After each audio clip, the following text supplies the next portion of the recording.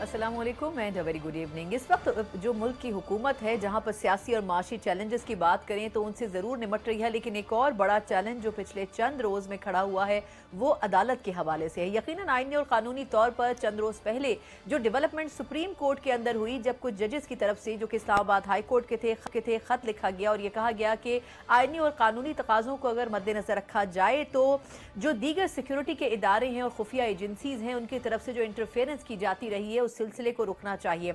इस मामले के ऊपर हमने देखा कि सुप्रीम कोर्ट बड़े प्रोएक्टिवली ना सिर्फ ये कि इस इशू को टेकअप किया और फिर चीफ जस्टिस ऑफ पाकिस्तान ने वज़ीर आज़म साहब से मुलाकात भी की और उसके बाद फुल कोर्ट मीटिंग भी दोबारा हुई, यानी कि 2 दिन में 2 मीटिंग्स हुई। लेकिन देखना यह है कि क्या हुकूमत वक्त जिसकी तरफ से आज ऐलान किया गया है कि न सिर्फ ये कि इस हवाले से एक इंक्वायरी कमीशन बनाया जाएगा, बल्कि उस कमीशन की जो मंदरजात होंगे उसको सामने रखते हुए यकीनन इस पर कोई लाहे अमल भी तरतीब दिया जाएगा। लेकिन ऐसे कमीशन और इस किस्म के इशूज़ के ऊपर कमीशन माजी में बेतहाशा बनते रहे हैं, लेकिन अगर इस मरतबा इस बनने वाले कमीशन की तरफ से जो भी रिकमेंडेशंस आती हैं अगर उस पर अमल दरामद होता है तो यकीनन एक ऐसा बाब पाकिस्तान की तारीख से ख़त्म हो जाएगा जिसमें इंटरफेरेंसेस की लातादाद मिसालें मिलती हैं। यकीनन इस्लामाबाद हाई कोर्ट के जो जजेस हैं, दीगर जो हाई कोर्ट बार्स थी उसके भी जजेस उसमें हम आवाज़ हुए, वकला भी उसमें हम आवाज़ हुए और सबसे बढ़कर ये कि पाकिस्तान तहरीक इंसाफ ने इस इशू को टेकअप किया है।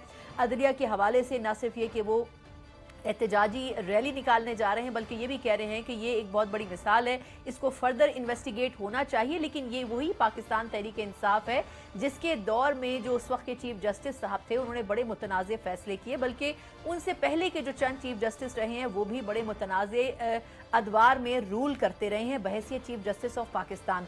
तो यकीनन ये देखना होगा कि आया इतने अरसे से अगर ये मिसालें कायम होती रहीं तो फिर क्यों इनके ऊपर बात नहीं की जाती रही। आज प्रोग्राम के पहले से मैं डिटेल में इस पर बात करेंगे और इसके अलावा आगे चलकर खुद इस वक्त की जो हुकूमत है एक बड़ा चैलेंज मुख्तलिफ सियासी जमातों की तरफ से एहतजाज का है। कल JUIF की तरफ से एक बड़ा ऐलान ये किया गया था कि हम एहतजाजी तहरीक मुल्क भर में शुरू करने जा रहे हैं 25 अप्रैल से और जो ज़िमनी इलेक्शंस हैं उसको अभी हम बाइकआउट करते हैं।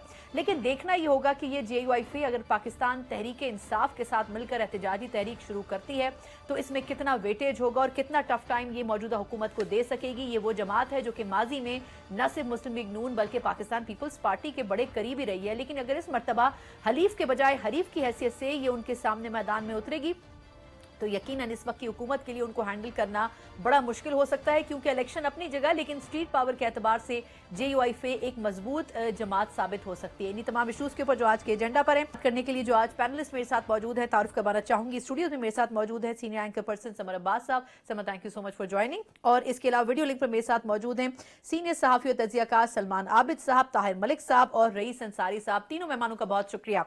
मैं आगाज आपसे करना चाहूंगी सलमान आबिद साहब। सर, ये फरमाइएगा कि ये जो सुप्रीम कोर्ट में कल से डिबेट चल रही है, खत लिखे गए कलेक्टिवली इस्लामाबाद हाई कोर्ट के जजेस की तरफ से, सर बात तो पहले से हो रही थी, सालों से हो रही थी, लेकिन अब इस खत के बाद ये बात खुलकर सामने आ गई है। आपके ख्याल में जो कमीशन अनाउंस किया गया है वो इन तमाम चीजों को कवर कर लेगा या सिर्फ जुबानी जमा खर्च के तौर पर यह किया जा रहा है? देखिए, पहली बात तो ये है सना, ये कोई पहला वाकया नहीं है जुडिशरी के ऊपर दबाव के तनाजुर में। पाकिस्तान की अदालती तारीख जो है वो भरी पड़ी है इस तरह के दबाव के फैसलों के हवाले से और मुदाखलतों के हवाले से, और यहाँ पर हम हमेशा से कानूनी बुनियादों पर फैसले कम और सियासी बुनियादों पर फैसले ज्यादा हुए हैं, इसलिए ये कोई नई कहानी नहीं है। और दूसरी बात है कि जो मौजूदा जुडिशरी है इसके बारे में भी पहले से ये बातें चल रही थी कि जुडिशरी के ऊपर बाकी इदारों की तरह भी बहुत ज्यादा दबाव का सामना है, और कई जजेस ने तो अपनी प्रोसीडिंग के अंदर जो है बरमला उसका इतराफ भी किया। मिसाल के तौर पे ये कहना कि जनाब आप हमारे पास क्यों आते हैं जमानतें लेने के लिए, जाके प्रेस कॉन्फ्रेंस कर लें और अपनी जान छुड़ा लें, या ये कि अदालतों का जमानत देना उसके बाद अगले किसी मुकदमे में उसको गिरफ्तार कर लेना, ये सारी चीजें तो हम देख रहे थे। इसलिए मेरे नजदीक ये जो बात अभी 6 जजेस की सामने आई है ये कोई अनहोनी बात नहीं है, ये नजर आ रही थी, लेकिन जजेस ने बहरहाल उसका इजहार किया है। अब सवाल यह है कि गेंद तो आई थी सुप्रीम कोर्ट की कोर्ट में और इस्लामाबाद हाई कोर्ट की कोर्ट में, लेकिन लगता यह है कि उन्होंने ये गेंद जो है हुकूमत की कोर्ट में डाल दी है। और आज की जो प्रेस कॉन्फ्रेंस की है वजीर कानून ने कि कल काबीना से इसकी अप्रूवल लेकर एक अदालती कमीशन बनाया जाएगा, एक रिटायर्ड जज की सरबराही में, वो इसको इन्वेस्टिगेट करेगा। अब जुडिशरी क्या करेगी? बुनियादी सवाल यह है कि क्योंकि उस खत के अंदर 2-3 सवालात जो है वो मौजूदा चीफ जस्टिस के बारे में, सर ज्यादातर तो साबका जो चीफ जस्टिस थे उनके बारे में थे ना, ज्यादातर तो जी उन्होंने जी, जो मैं बातें इसलिए की कह वो रहा हूँ साबका कि की उन पे थी। भी सवालात उठाए जी गए जी थे। और कल जो उन्होंने अपना फुल कोर्ट बुलाया था उसका एलामिया जारी नहीं हो सका, आज जो फुल कोर्ट बुलाया उसका एलामिया जारी नहीं हुआ, तो अभी बहुत से सवालात हैं। लेकिन आपको भी पता है कि पाकिस्तान की तारीख में इस तरह के जो कमीशन बनते हैं उसका मतलब जो है मसले का हल नहीं होता, बल्कि उसके अंदर मट्टी पाव वाली पॉलिसी या ताखीर अड्डे इख्तियार करना या उसे लिंगर ऑन करना होता है। तो मैं तो इसमें कोई बड़ा इंकलाब नहीं देख रहा, और ना मुझे लग रहा है कि इसमें से कोई बड़ी चीज निकलेगी। हुकूमत यकीनी तौर पे एक ऐसा कमीशन बनाने की कोशिश करेगी जिसमें वो इन तमाम चीजों को किसी ना किसी तरीके से कूल डाउन कर सके। लेकिन देखना सिर्फ ये है कि जजेस उसका क्या इजहार करते हैं। अभी तो ठीक, इस्लामाबाद मैं हाई कोर्ट वापस के आपकी जजेस तरफ ने आती इजहार हूँ किया सलमान साहब। सर मैं वापस आगे आती जाके हूँ। देखेंगे बाकी बिल्कुल कोर्ट ठीक, के जजेस जो है वो किस तरह से इसका इजहार करते हैं। बिल्कुल ठीक। रईस अंसारी साहब, सर ये क्या मिट्टी डालने वाली पॉलिसी है, या आपको वाकई लगता है कि फाइज ईसा साहब इतने आराम से बैठेंगे? अगर उन्होंने फुल कोर्ट बुलाया भी और 2 मरतबा बुलाया और वजीर आजम साहब से भी मुलाकात कर ली, तो क्या वो वाकई बस इस तरह खामोश हो जाएंगे कि एक कमीशन बन जाए और वो कुछ जो रिकमेंडेशंस हैं वो दे दे और उसके बाद कुछ भी ना हो सके आगे?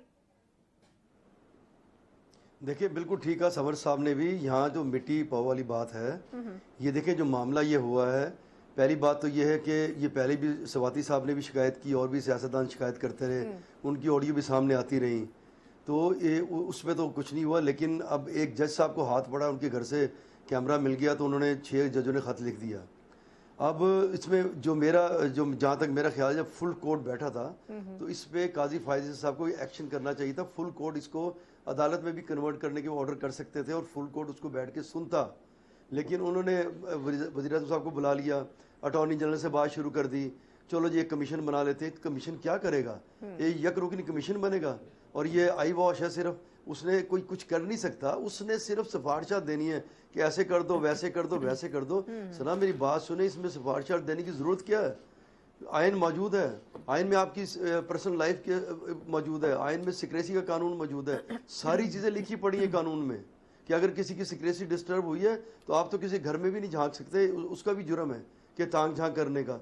तो ये जो कैमरे लगे हैं ये सिक्रेसी का कानून है, पर्सनल लाइफ का कानून है, इसके कानून मौजूद हैं। इसमें तो मुझे चाहिए था काजी फायद ईसा साहब जो हैं उनको इस फुल कोर्ट को रिकमेंडेशन लेकर इसको कन्वर्ट करना चाहिए था अपने समात के लिए।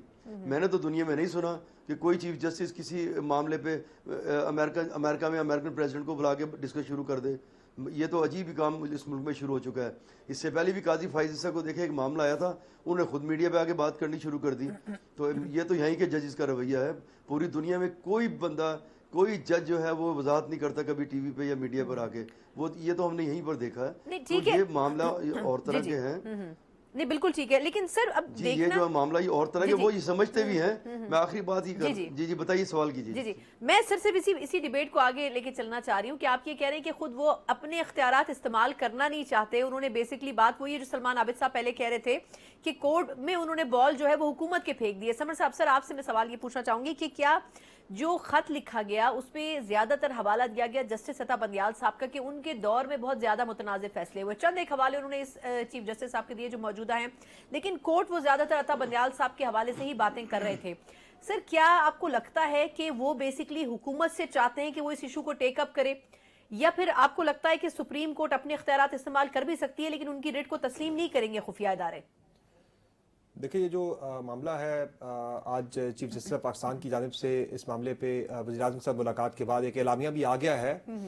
2 रोज़ जो चला फुल कोर्ट, उसमें ये कहा गया कि भाई जुडिशल जो है जो अदालत के मामलात में किसी किस्म की दखलअंदाजी को बर्दाश्त नहीं किया जाएगा। लेकिन मैं इस पर यह कहूँगा कि ये जो ख़त आया 6 जजेस का इस्लामाबाद हाई कोर्ट के, ये बहुत ही गैर मामूली सूरत हाल थी, ये बहुत गैर मामूली एक डेवलपमेंट थी और ये गैर मामूली डेवलपमेंट जो है तकाजा करती थी गैर मामूली इक़दामात इसके बाद उठाए जाते। क्या जो इक़दामात उठाए गए, जिस तरह से इस मामले को टैकल किया गया, हैंडल किया गया, क्या वो गैर मामूली था? वो नहीं था। इसको बड़ा कैजुअली से डील किया गया है और बजाय नजर ये आ रहा है कि इसे डाउन प्ले करने की कोशिश की गई है प्राइम मिनिस्टर की जानिब से, चीफ जस्टिस की जानिब से। वो गैर मामूली इक़दाम क्या हो सकते थे कि ट्राइकॉटमी ऑफ पावर में ज़ाहिर एक जुडिशल आर्म है, एक आपका एग्जेक्टिव है। एग्जेक्टिव की यहाँ पे जुडिशल जो आर्म है उसके काम में मुदाखलत है, उसको इंटरफेयर करना, उसको हरासा करना। तो उसमें बनता तो ये था कि जो जुडिशल जो आर्म है रियासत का, उसके जो सरबराह है चीफ जस्टिस ऑफ पाकिस्तान, वो शिकायत का परंदा उठा के पीएम के पास चले जाते या उन्हें तलब कर लेते अपनी कोर्ट के अंदर कि भाई ये क्या हो रहा है, मेरे जजेस को हरासा किया जा रहा है।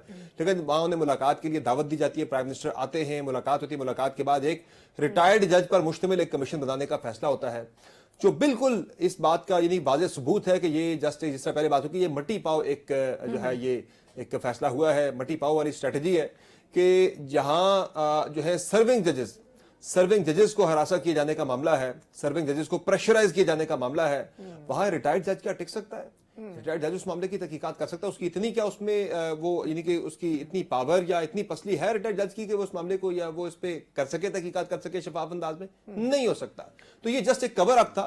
इस मामले को डाउन प्ले किया प्राइम मिनिस्टर ने भी, चीफ जस्टिस ने भी, और जितनी गैर मामूली डेवलपमेंट थी उतने गैर मामूली इक़दाम जो तकाजा करते थे सूरत हाल का वो नहीं उठाए गए। तो ये एक कवर अप है। ठीक, बिल्कुल ठीक। अच्छा ताहिर मलिक साहब, सर अगर इसको हम कंक्लूड कर सके, इसका मतलब ये समझा जाए कि उस शिकायत को सिर्फ एड्रेस करना नहीं था, सिर्फ नोटिस में लाना था कि अब ये एक ऐसी चीज है जिसके ऊपर अंदरूनी तौर पर अब जो बातें थी वो खुलकर सामने आ गई हैं, तो खुद खुफिया इदारों को भी थोड़ा सा एक स्टेप बैक होना चाहिए। तो क्या सिर्फ उनकी सिर्फ सामने लेके आना था इस इशू को? इसका अल्टीमेट हल जो है वो ख्वाहिश नहीं है ना सुप्रीम कोर्ट की और ना हुकूमत की? मेरे नजदीक ये इशू जो है ना जरा थोड़ा डिफरेंट है। ये जी। इशू बन गया रियासत की, हमारे पाकिस्तान की रियासत की डेफिनेशन पर। रियासत अपने आप को किस तरह डिफाइन करती है? तो आज के जमाने में 2023 में तकरीबन 190 के करीब ममालिक हैं, और जो इंसान की 7000 साल की सिविलाइजेशन है वो यहाँ तक पहुंची है कि इदारे जो एक दूसरे में मुतअल्लिक़ नहीं कर सकते। आपका जो असल फंडामेंटल क्वेश्चन ये है, 6 लोग, 6 जो खुद जो 24 घंटे जज होते हैं, जो बाथरूम में भी जज होते हैं, वो हर वक्त फैसला कर सकते हैं। तो ये इल्जाम ताहिर मलिक ने नहीं लगाया, ये रईस अंसारी ने लगाया, वो लोग लगा रहे हैं जो चीज लिख दें। अगर वो बाथरूम में भी बैठेंगे कि ताहिर मलिक ने तौहीन अदालत की तो मैं अरेस्ट हो जाऊंगा, ये 6 वो बंदे कह रहे हैं। तो मेरा सवाल ये है, इस रियासत से, ये सिविलाइजेशन का सवाल है कि या तो 6 जजेस जो हैं वो आपके अगर इदारे के इस कैरेक्टर के लोग हैं तो वो इल्जाम ही गलत लगा रहे हैं, लॉ के समय भी झूठ बोल रहे हैं, तो फिर मेरी तो फिर भी मौत है ना, झूठे तो वहां के पड़ेंगे। तो अगर मेरे इदारे जो कह रहे हैं उन्होंने वो किया है तो वो भी मैं वहां फंसता हूँ। मैं ये कहना चाह रहा हूँ कि ये एक ऐसा मैच है जो ड्रॉ नहीं हो सकता। अगर ये मैच एग्जैक्टली ड्रॉ है तो इसका हमने फैसला कर दिया कि हम डार्क एज में रहेंगे, हम 75 साल से रह रहे हैं। मेरे ख्याल में असल सवाल ये है कि पाकिस्तान की रियासत में क्या एक जदीद रियासत बनना है, एक सिविलाइजेशन का हिस्सा बनना है, रैशनैलिटी से चलना है, आइन के हिसाब से चलना है, अपने दायरे में रहना है कि नहीं रहना। मुझे ये इससे कोई गरज नहीं, हद का क्या इशू है।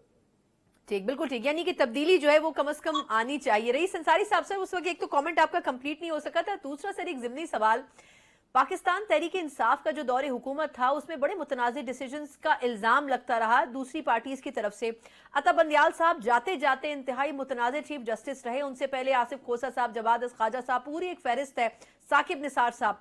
सर क्या आपको लगता है कि खुद पाकिस्तान तहरीक इंसाफ जो डिमांड कर रही है कि जी ये तो नविश्ता दीवार है, तहकीकात होनी चाहिए, तो ये मुतालबा तो सर नून लीग या पीपल्स पार्टी जैसी जमातों को भी करना चाहिए जो जमहूरियत के अलंबरदार हैं, वो इस इशू के ऊपर उतना वोकल क्यों नहीं हो रही है जितना पीटीआई है?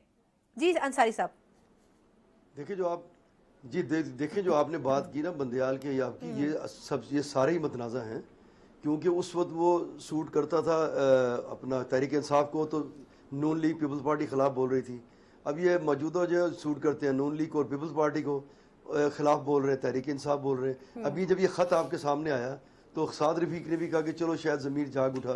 तो ये मतनाज़ा है नहीं, मतनाज़ा जिसका जो भी फैसला जिसके हक में ना है वो उसके खिलाफ शुरू हो जाता है। तो ये मौजूदा जो है वो आपके सामने चीज़ें हैं। अब ये बड़ी ज़बान ज़द आम है कि अगर काजी फाजिल साहब एक मुकदमा करते हैं और वो ये कहते हैं बड़ी बेज़ाब्तियाँ हुई हैं तहरीक इंसाफ के इलेक्शन में और वो बल्ले का निशान वापस लेते हैं, तो लोग ये भी कहते हैं कि जो बहुत आपके सामने चीज़ें आ रही हैं इलेक्शन में, इतनी बेज़ाब्तियाँ हुई हैं, वो क्यों नहीं वो उसको टेकअप कर रहे। अगर बंदियाल साहब रात को टेकअप कर सकते हैं, बैठ के नोटिस ले सकते हैं, तो चीफ जस्टिस जो है मौजूदा वो क्यों नहीं ले सकते। तो ये मतनाज़ा जो है ये बन गए हैं। और मैं ये क्या लें कि मैं कहता हूँ खुशी की बात है कि जो इतनी खराबियाँ पैदा हुई आला अदलिया में, तो शायद ये ठीक होने की तरफ जा रहा है। शायद ये भी इंसान ये समझे कि यार हम क्या कर बैठे हैं, कभी इधर चलते हैं कभी इधर उधर चलते हैं। और आखिरी बात یہ جو خط کی بات آپ نے کی جی، جی۔ تھی یہ ان کو بھی پتہ ہے، یہ بہت سارے لوگ جو ہیں بہت سیانے ہیں، انہیں پتہ ہے یہ خط کس طرف جا رہا ہے، یہ کس کی تحقیق کرنی پڑے گی،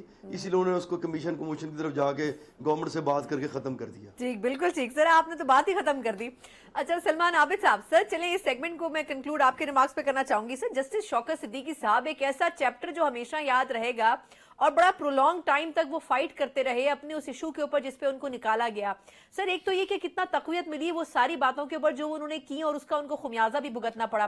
دوسرا آپ کو لگتا ہے کہ اب ان کو سامنے رکھتے ہوئے اب دوسرے بھی جو ججز ہیں جو ابھی آن دا جاب ہیں وہ اب اسی ٹریک پر چلیں گے جس طرح جسٹس شوکت صدیقی صاحب جس طرح چلے اور جس طرح انہوں نے اپنے آپ کو ڈیفینڈ کیا مختلف ایشوز میں؟ کیونکہ ابھی کچھ ہی دنوں پہلے، کچھ ہفتوں پہلے کی بات ہے کہ کچھ ججز جو ہیں انہوں نے قبل از وقت ریٹائرمنٹ لے لی تھی صرف اسی وجہ سے کہ ان کے خلاف انکوائریز نہ کھلیں۔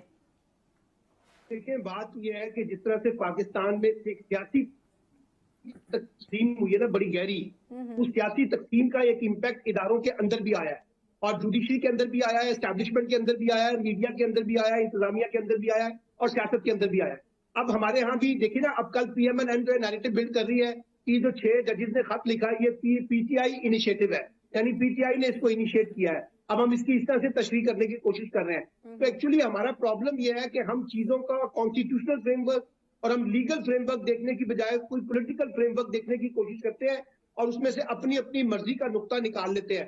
میں آج عرفان صدیقی صاحب کو پڑھ رہا تھا، انہوں نے ایک نئی منطق نکال دی کہ جناب یہ تو جوڈیشل کمیشن کے دائرہ کار میں نہیں آتا، ان کا تو کام ججز کو اکاؤنٹیبل کرنا ہے، انٹیلیجنس ایجنسیز کو کون اکاؤنٹیبل کرے گا؟ یعنی ہر پارٹی جو ہے وہ پلے کرتی ہے۔ پی ٹی آئی جو ہے اس وقت اس کو سوٹ کر رہا ہے تو وہ اس کو اپنے طریقے سے پلے کرنے کی کوشش کر رہی ہے۔ پیپلز پارٹی اور پی ایم ایل این کو سوٹ کرتا ہے کہ اس معاملے کو دبایا جائے، وہ اس کو دبانے کی کوشش کر رہے ہیں۔ ہماری تو پوری جوڈیشری کی جو ہسٹری ہے اس کے اندر اس طرح کے متنازع فیصلے موجود ہے۔ ذوالفقار علی بھٹو کی پھانسی سے شروع ہو جائے اور عمران خان کی تک آ جائے، بیچ میں نواز شریف کو بھی لے آئے، بے نظیر بھٹو کو بھی لے آئے اور بہت سے لوگوں کو لے کے آئے۔ ساری جگہ پر ہم نے دیکھا ہے کہ جو فیصلے ہوئے ہیں ان کا لیگل کانٹیکسٹ کمزور تھا، پولیٹیکل کانٹیکسٹ زیادہ مضبوط تھا۔ اور آپ کو بھی پتا ہے، مجھے بھی پتا ہے کہ جب اس طرح کے جو سیاسی فیصلے ہوتے ہیں تو اس کے پیچھے کوئی عمل دخل بھی ہوتا ہے، کسی کا دباؤ بھی ہوتا ہے۔ تو یہ دباؤ تو ہمیشہ سے جوڈیشری پہ رہا ہے۔ جسٹس نسیم حسن شاہ مرحوم جو ہیں انہوں نے بعد میں جا کے بھٹو صاحب کی پھانسی پہ اعتراف کیا نا کہ ہمارے پاس اس وقت فیصلے کرنے کے لیے بڑا دباؤ تھا اور ہم نے اس دباؤ کے تحت بھٹو صاحب کو پھانسی دی تھی۔ تو میرا خیال ہے کہ یہ جو ہماری جوڈیشری ہے اس کو خود اپنے آپ کو بھی دیکھنا پڑے گا کہ یہ کس طریقے سے چیزوں کو بلڈ کرنا چاہتی ہے اگر انہوں نے اپنی خود مختاری کی طرف جانا ہے۔ اور اس میں کوئی صرف مسئلہ تو اسلام آباد ہائی کورٹ کے ججز کا نہیں ہے، پاکستان کے تمام جوڈیشری اور بار اور بینچ دونوں کو بیٹھ کر یہ طے کرنا پڑے گا اور پولیٹیکل پارٹیوں کو بھی دیکھنا پڑے گا۔ ایک پیج پہ نہیں ہے سلمان صاحب، مجھے ایک وقفہ لینے دیں۔ چلیے اسی ڈیبیٹ کو اسی پوائنٹ سے شروع کریں گے کہ جو مختلف کورٹس ہیں ان کی گروپ بندی موجود ہے۔ ایک طرف پشاور ہائی کورٹ یا لاہور ہائی کورٹ پہ الزامات لگتے ہیں کہ کسی ایک جماعت کی طرف جھکاؤ ہے، کبھی سپریم کورٹ کے اوپر انگلی اٹھائی جاتی ہے۔ لیکن اس پورے سیناریو کو مد نظر رکھا جائے تو سیاسی جماعتیں اپنے اپنے مفاد کے لیے بھی عدالتوں کو استعمال کرتی ہیں اور اس وقت ایک جماعت کے اوپر خاص طور پر نظر کرم ہے کیسز کے حوالے سے ان کا مستقبل کیا ہے، اور وہ جماعت جس کے کیسز ایک کے بعد ایک ختم ہوتے جا رہے ہیں وہ جماعت کس حد تک سافٹ کارنر رکھتی ہے اپنے اقتدار کو طویل کرنے کے لیے دوسری اپوزیشن کی جماعتوں کے ساتھ۔ اس پر بات کریں گے ایک بریک کے بعد۔ بریک کے بعد ایک بار پھر آپ کو خوش آمدید کہتے ہیں۔ بریک سے پہلے بات کر رہے تھے کہ عدالتوں کو کس قسم کے مسائل کا سامنا ہے، اور اب کچھ سیاسی جماعتوں کی بھی بات کر لیتے ہیں جس میں پاکستان تحریک انصاف سر فہرست ہے۔ ایک طرف اپوزیشن کی حیثیت سے پارلیمنٹ میں تو موجود ہے، دوسری طرف خیبر پختونخوا میں حکومت کر رہی ہے، لیکن چاہے سینٹ کے انتخابات ہوں چاہے مخصوص نشستیں ہوں، کسی بھی مسئلے کے اوپر خود پاکستان تحریک انصاف جو ہے وہ کلیئر نظر نہیں آتی ہے۔ مختلف ہائی کورٹس میں درخواستیں تو کر دی ہیں لیکن ایک کے بعد ایک وہ درخواستیں ان میں نہ صرف مایوسی کا سامنا کرنا پڑا ہے بلکہ ان درخواستوں کے حوالے سے بھی کوئی خاص سنوائی نہیں ہو سکی ہے۔ صبر میں آپ سے اس سیگمنٹ کا آغاز کرنا چاہوں گی، یہ بتائیے گا کہ ایک طرف سینٹ کے الیکشنز ہیں، پھر مخصوص نشستیں ہیں، خود پاکستان تحریک انصاف میں بڑی گروپ بندی آ چکی ہے۔ بیرسٹر گوہر صاحب اگر آپ کو یاد ہو بھی کچھ دن پہلے کور کمیٹی کا اجلاس ہوا تھا، اس میں 2 اراکین ہاتھا پائی کی نوبت تک پہنچ گئی تھی۔ آپ کے خیال میں خود پی ٹی آئی کے لیے کتنا بڑا چیلنج ہے؟ کور ایشوز کے اوپر تو نیشنل جو ہیں وہ بول رہے ہیں لیکن جو انٹرنل ایشوز ہیں اس کو کس طریقے سے ڈیل کر رہی ہے پی ٹی آئی؟ دیکھیں یہ جو معاملہ ہے نا، یہ 6 ججز کے خط والا، اس پہ اگر موجودہ پی ٹی آئی کی قیادت کی بجائے کوئی بھی پارٹی ہوتی ہے اگر وہ اس کو اتنے افیکٹو وے میں اس کو لے کے آگے بڑھتی، لیکن پاکستان تحریک انصاف کی طرف سے 1-2 بیانات آئے اور اس کے بعد معاملہ رفع دفع ہو گیا۔ آج پاکستان تحریک انصاف کی کور کمیٹی چلے پی ٹی آئی تو چلے، ان کا موقف جو ہے وہ کافی حد تک اس خط کے تھرو ونڈیکیٹ ہوا ہے، وہ ان کے موقف کو بالکل جو ہے وہ سیکنڈ کیا اس خط نے۔ وہ یہی بات تو کرتے آ رہے کہ پریشر کے تحت خان صاحب کو ساری سزائیں دلوائی جا رہی ہیں۔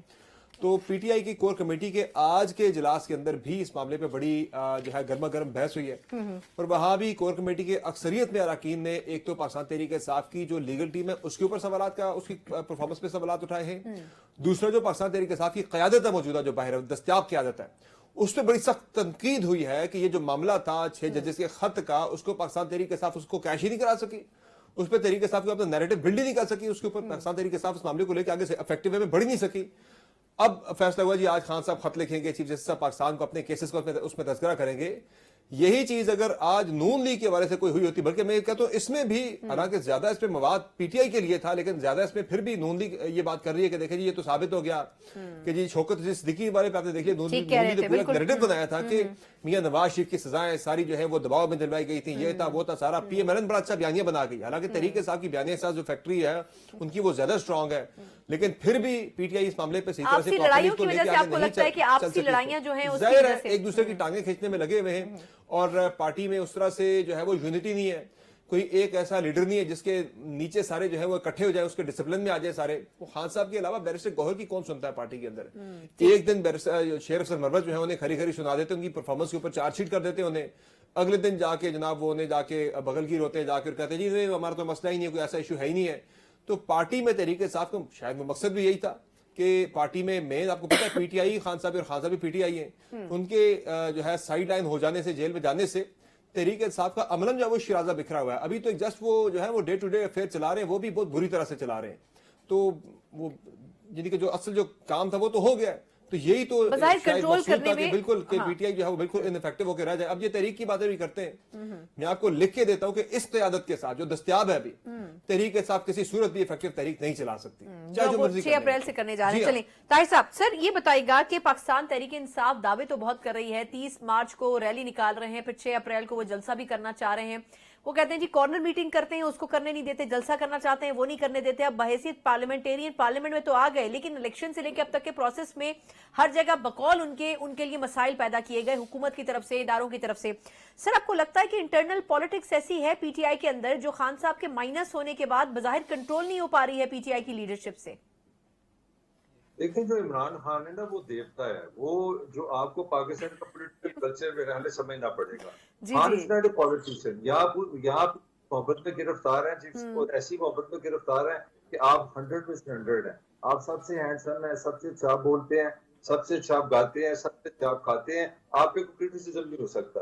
خان کی ٹریجڈی یہ ہے کہ خان از نو ڈاؤٹ، میری رائے میں پاکستان کی 75 سالہ زندگی میں سب سے مقبولیت میں ٹاپ ہیں، مگر آرگنائزیشن کا نام و نشان نہیں ہے۔ پاکستان کی ٹریجڈی یہ ہے، میں آپ کی بات جب صبر کی سن رہا تھا تو میں دیکھ رہا تھا کیا قسمت ہے اس ملک کی کہ جماعت اسلامی سب سے آرگنائزڈ ہے، اس کی مقبولیت نہیں۔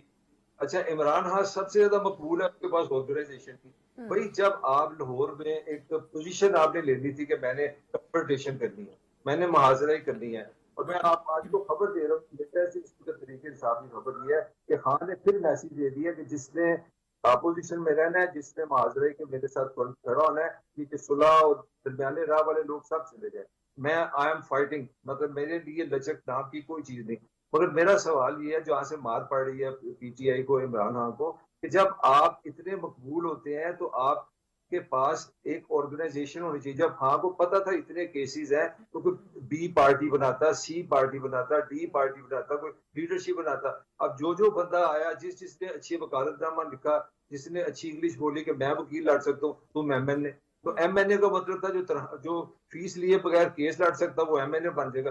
ایک پولیٹیکل فیس نہیں ہے آپ کا، اور آپ تاریخ کی سب سے، میری رائے میں سب سے پاپولر پارٹی ہیں۔ تو ہماری ٹریجڈی یہی ہوتی ہے، ہماری پولیٹیکل پارٹیز اصل میں پارٹیز نہیں ہیں، یہ جنرل سٹور ہے۔ ایک عمران جنرل سٹور ہے، ایک نواز جنرل سٹور ہے، ایک زرداری جنرل سٹور ہے۔ تو جب آپ ون مین پارٹی ہوں گے تو ون مین کو جب آپ جیل میں لے جائیں گے تو ایک اپنا آپ جیلر نے کہہ دیا کہ 2 ہفتے آپ سے ملاقات نہیں ہو سکتی، آپ کی پارٹی کی لائف ختم ہو جائے گی۔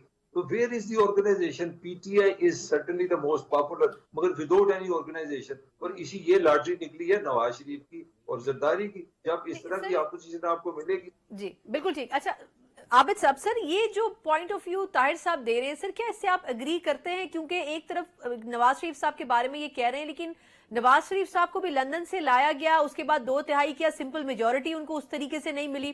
इख्तदार उनको नहीं दिया गया, मजबूरन शहबाज शरीफ साहब को फिर लाना पड़ा, या ये पहले से प्री डिसाइडेड था? इसके ऊपर हम डिबेट तो कर चुके हैं, लेकिन चॉइस तो कोई भी नहीं थी ना। पीटीआई को तो लीडरशिप देना या मुल्क का इख्तदार देना बड़ा मुश्किल था एस्टैब्लिशमेंट के लिए भी, इदारों से लेकर इलेक्शन तक पूरे प्रोसेस में देखा। तो सर, आपके ख्याल में क्या वाकई इतना सिंपल है पीटीआई को स्पेस देना, या बहालत मजबूरी पार्लियामेंट में स्पेस दिया गया है? देखिए, बात यह है कि पीटीआई ने तो स्पेस ली है, उन्होंने दी नहीं है। ये जो 8 फरवरी के इंतखाबात हैं, उसका जो नतीजा निकला है, वो तो पीटीआई ने अपने जोरे बाजू के ऊपर अपनी स्पेस निकाली है, वरना आपने तो उनके लिए सारे रास्ते अमली तौर पे बंद कर दिए थे ना। आपने तो कहा था कि पार्लियामेंट में वो उनको आने ही नहीं दिया जाएगा, किसी न किसी तरीके से बंदे का निशान नहीं देना, जलसा नहीं करना, इंतखाबी मुहिम नहीं चलाना, कैंडिडेट को या गमाल बनाना है, अगवा करना है, गिरफ्तार करना है, वो सब करके देख लिया है।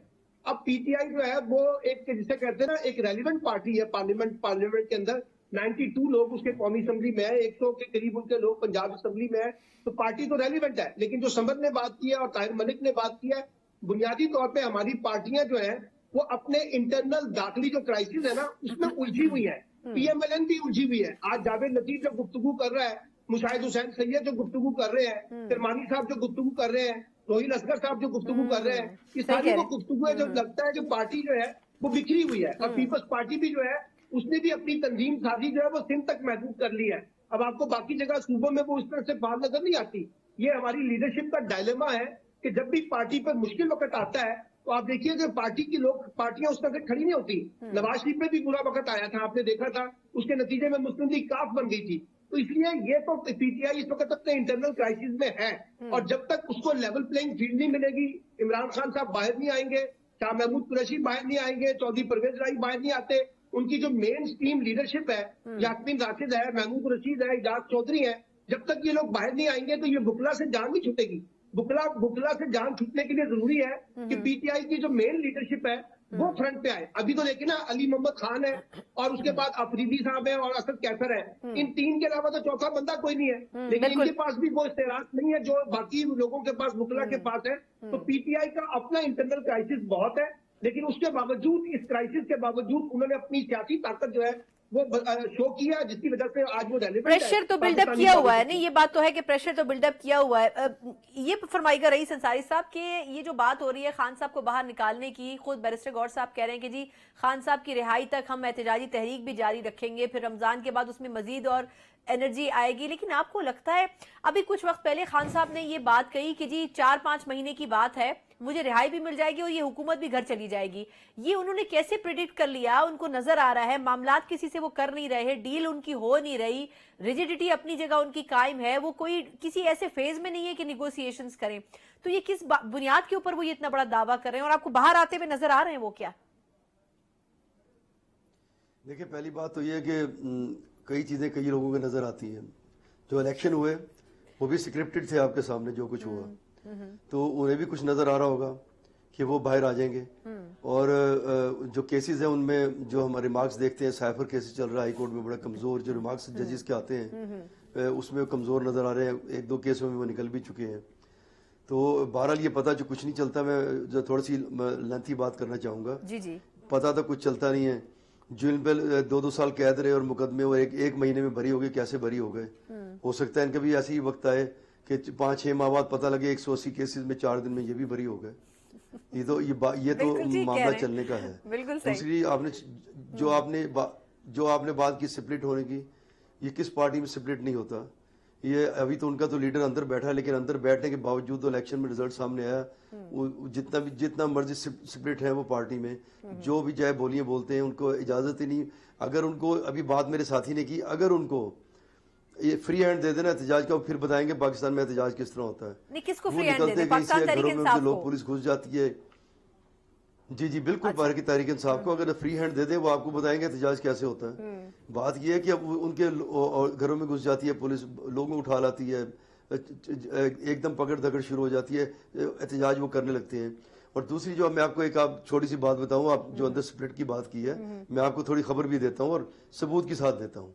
जो बात आपने की, जिस तरह नवाज शरीफ आए थे, वो आपके सामने प्राइम मिनिस्टर उतरे थे और सुर्खी भी वज़ीर आज़म की लगी थी, और वो बेचारे एक बड़े लीडर हैं नवाज शरीफ, लेकिन जो उनके साथ हाथ हुआ, वो लगने वज़ीर आज़म आए थे लेकिन उनको छाप दिया गया रमज़ान के थैले के ऊपर, تو وہ تو بیچارے چپ کر کے بیٹھ گئے نا, وہ بولتے ہیں. میں آپ کو آج کی تازہ خبر بات بتا دیتا ہوں جو سپرٹ ہے خاندان میں. یہ مشاد صاحب کو چھوڑیں, خقان صاحب کو چھوڑیں, لاہور میں 4 ضمنی کی سیٹیں خالی ہیں اور ایک قومی اسمبلی کی سیٹ خالی ہوئی ہے. 147 حمزہ شہباز نے خالی کی ہے. وہاں پر اس کی مرضی کا ایم پی دینا چاہیے تھا. وہ کبیر تاج کو یا ماجد ظہور کو ٹکٹ دینا چاہتے تھے, نہیں ملا وہاں ٹکٹ ان کو وہاں ملک ریاض کو دے دیا.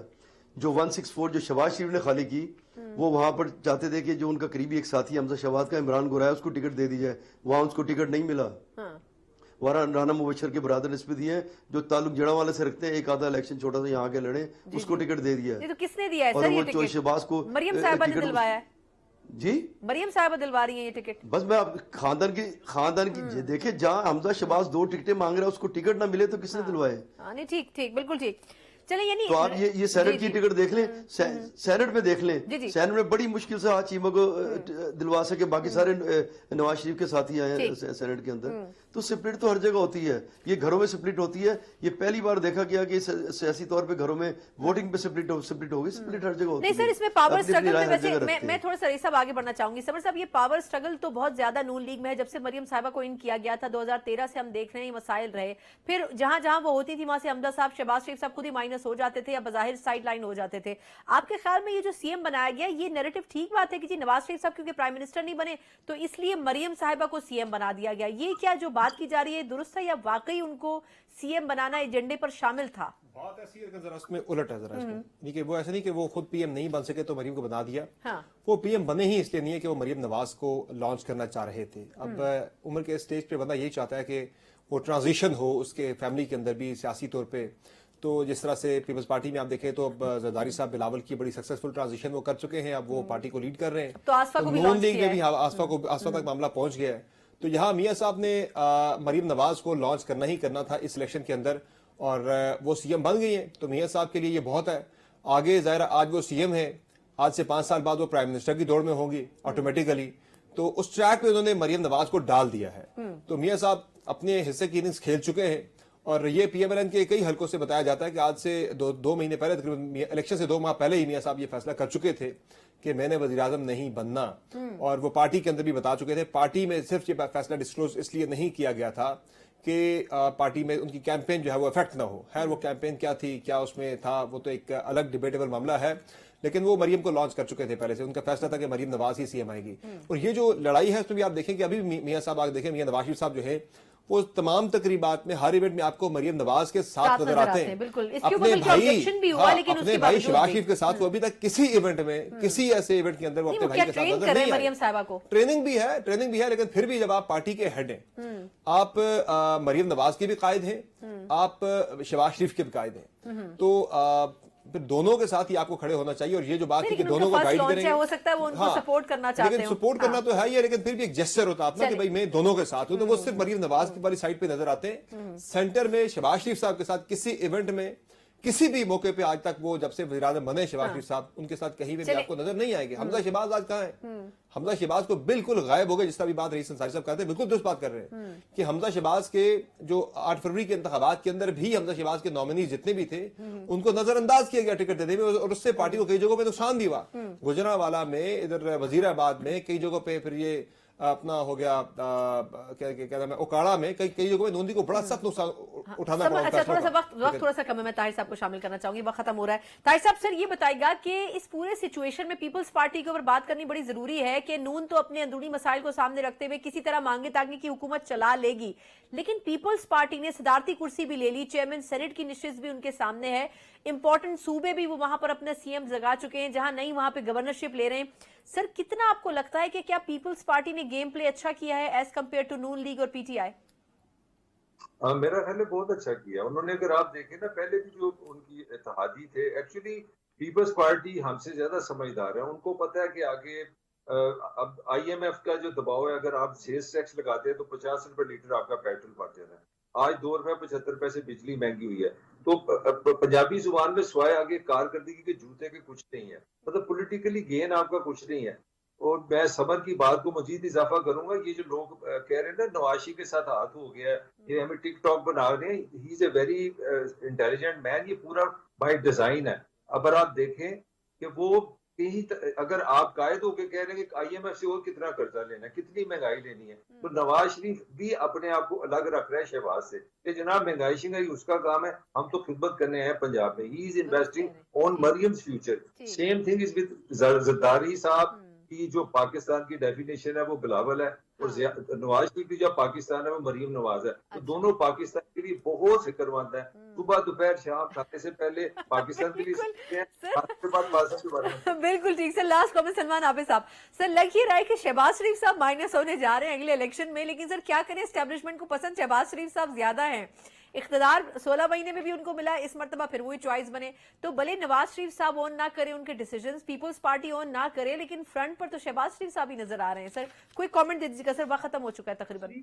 देखिए शहबाज शरीफ साहब फ्रंट पे जरूर है, लेकिन उनकी जो लिजिटिमेसी है वो तो परफॉर्मेंस के साथ जुड़ी हुई है ना, मईशत के क्राइसिस के साथ जुड़ी हुई है. और ऐसी कोई गिदर सिंगी नहीं है, कोई जादू नहीं है जिससे वो अगले चंद महीनों के अंदर या एक साल के अंदर मईशत को दुरुस्त कर सकेंगे. तो आप देखिएगा कि वो जो एस्टेब्लिशमेंट की चॉइस है शहबाज शरीफ साहब, वो भी अपने महाज के ऊपर नाकाम होंगे, क्योंकि मईशत का इलाज वो नहीं है जो इस वक्त हुकूमत करने की कोशिश कर रही है. तो मुझे लगता है कि PMLN को इस हुकूमत के अंदर मजीद सेटबैक होगा और उनकी पॉलिटिकल पोजीशन जो है पहले से मुकाबले में और ज्यादा कमजोर होगी, क्योंकि एक मुश्किल काम उन्होंने ले लिया है और पीपल्स पार्टी इस मुश्किल वक्त में PMLN के साथ नहीं खड़ी होगी. उसने इख्तियारात तो ले ली है लेकिन जिम्मेदारी नहीं देगी वो किसी भी सूरत में. वो कहेगी ये सारी बर्बादी जो हो रही है मईशत की, ये PMLN वाले जाने और इनकी हुकूमत जाने. हम तो इस वक्त इत्तेहादी थे, लेकिन हमने एक हद तक इनकी सपोर्ट करनी थी. मईशत के फैसले तो शहबाज शरीफ साहब ने किया है. और फिर ये भी सवाल उठ रहा है कि शहबाज शरीफ साहब कितने खुद मुख्तार वजीर आजम है. वो तो अपनी टीम बनाने के बारे में सुना है, उनको उतनी खुद मुख्तारी और फैसला करने की ताकत नहीं मिल रही जो वो चाहते हैं. बल्कि लगता ही है कि जैसे मोहसिन नकवी साहब ज्यादा प्राइम मिनिस्टर लग रहे हैं और शहबाज शरीफ साहब जो उनके असिस्टेंट लग रहे हैं. ठीक. अच्छा, यही क्वेश्चन रही संसारी साहब से. क्विकली अगर आप मुझे बता सकें कि ये जो मोहसिन नकवी साहब का हवाला दिया या फिर खुद जो वजारत खजाना के लिए मोहम्मद औरंगजेब साहब सामने आए, सर ये रिकमेंडेशंस कहीं और से आई, तो डिसीजंस तो यही लोग लेंगे जिनको लाया गया है. खुद शहबाज शरीफ साहब तो ऑन नहीं कर सकते इन डिसीजंस को. देखिए बिल्कुल, आप जब ये मोहसिन नकवी निगरान वज़ीर आला बने थे, ये उस वक्त ये तय था कि वज़ीर दाखिला बनाना है और औरंगजेब साहब को भी लाया गया. ये मोहसिन नकवी को वज़ीर दाखिला शहबाज साहब नहीं लगाना चाहते थे और इस पर उनकी बकायदा एक जगह बहस भी हो गई थी. तो वो आप देख लें कि औरंगजेब साहब अचानक आ गए, फिर उन्होंने उसकी जो चेयरमैनशिप थी वो भी कमेटी की उनको देनी पड़ गई, खुद छोड़ना पड़ा. ये उनका अपना डिसीजन कुछ भी नहीं है, ये तमाम के तमाम डिसीजन उन्हें बताए जा रहे हैं. और अब जो भी होगा, जो फैसला होगा वो अपेक्स कमेटी में होगा, उसके अलावा कोई कुछ नहीं कर सकेगा. ठीक, बहुत बहुत शुक्रिया चारों मेहमानों का. यकीनन इस हुकूमत के लिए चैलेंजेस मार हैं, लेकिन उनको सामने रखा जाए तो शहबाज शरीफ साहब को अगले 5 साल जो टारगेट मिला है उसे अचीव करना मुश्किल जरूर नजर आता है, लेकिन उसके बावजूद एफर्ट्स उनकी होंगी. अच्छे फैसले होंगे वो क्रेडिट पर नून लीग के जाएगा, लेकिन अगर बुरे फैसले होंगे तो यकीनन अगले इंतखाबात के हवाले से नून लीग मजीद बैकफुट पर चली जाएगी. इसी नोट के साथ प्रोग्राम से मुझे इजाजत दीजिए. अल्लाह हाफिज.